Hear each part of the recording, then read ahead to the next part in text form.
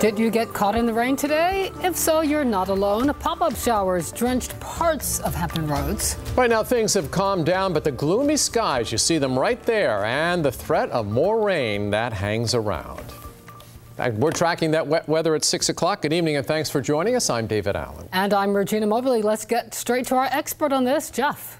Well, we're still going to have a few showers around, and where it does rain, there could be a couple of heavier downpours. But in terms of overall coverage, fewer areas getting rain for the next several hours this evening compared to what we had earlier. Right now, in fact, right here along Back Bay, moving up just almost into the Sandbridge area, we have a little bit of a pocket. That's going to move pretty quickly, but will certainly give you a very brief downpour. A few other scattered areas of light precipitation back across south side. What was a few sprinkles at the most into areas of the peninsula over toward the middle peninsula is now gone. Same thing for the eastern shore. But we have this one area moving off the Albemarle Sound, moving up here through Perquimans and Pasquotank counties and heading to the northwest. That'll affect some of you in northeast North Carolina. All the heavy stuff down in North Carolina is tending to move more northwest. So as we've been saying, just isolated showers for most of the metro area this evening, for most of us in Virginia. Again, you get down into North Carolina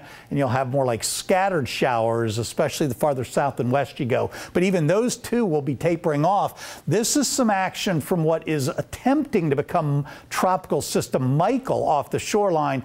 But even if it does manage to turn into Michael somehow in the next 12 hours, it's going to move north and then northeast, stay offshore, but might just graze us with a few of those showers even into the overnight as that system then slowly spins offshore by tomorrow. What does that leave in its wake? Well, I'll tell you one thing, more heat and humidity, but how about more showers and storms? We'll talk about that coming up.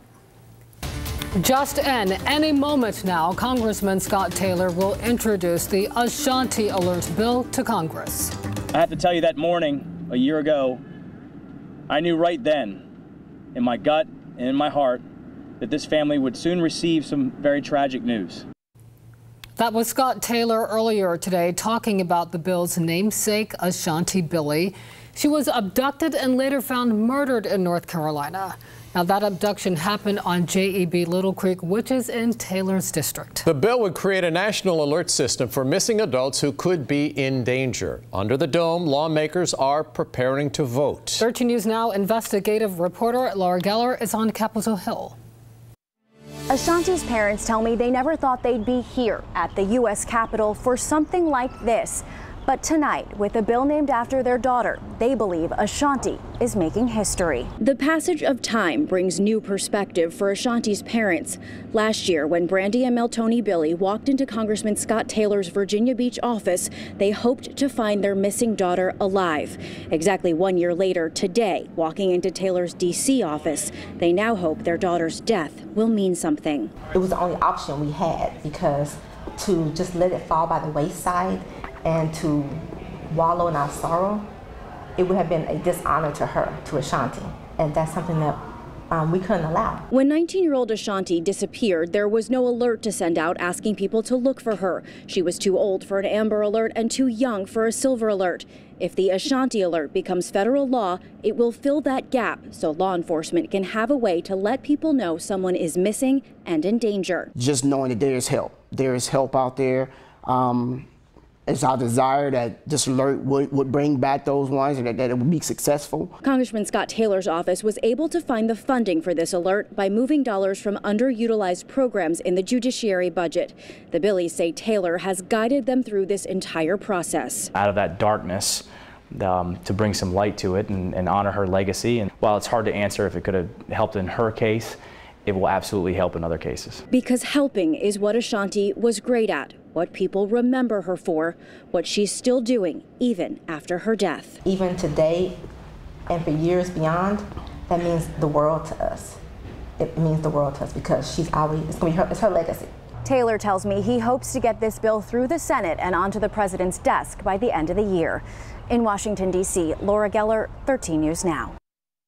Developing now on the Outer Banks, a father is accused of abusing and killing his 4-month-old son. Now Thomas Inchweiler faces a long list of charges, including murder. Prosecutors in the Pennsylvania say the man was on vacation when the baby boy stopped breathing. The infant later died at CHKD, where doctors found evidence the boy had been abused. Imsweiler was served a warrant in Harrisburg, Pennsylvania, and brought back to Currituck. He remains behind bars tonight.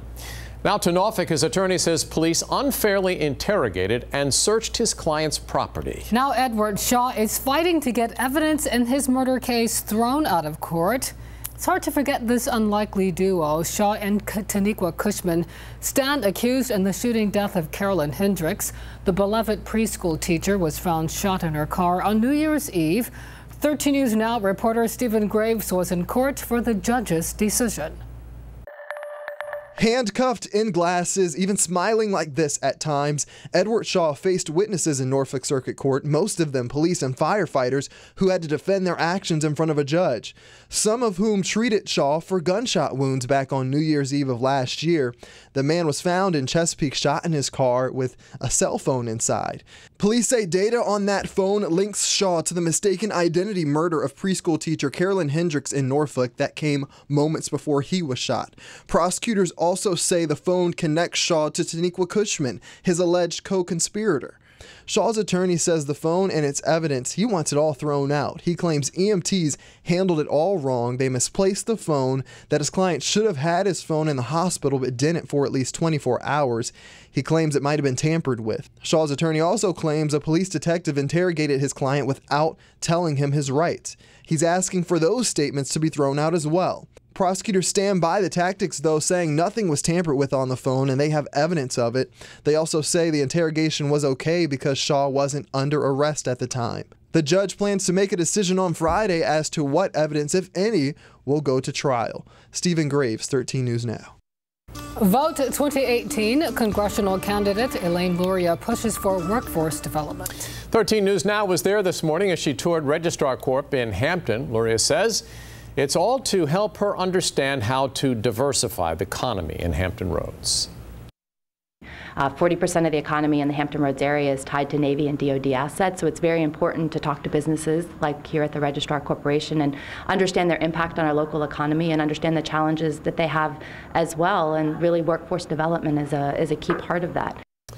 Luria is a Democrat, of course, running against the incumbent Republican Scott Taylor.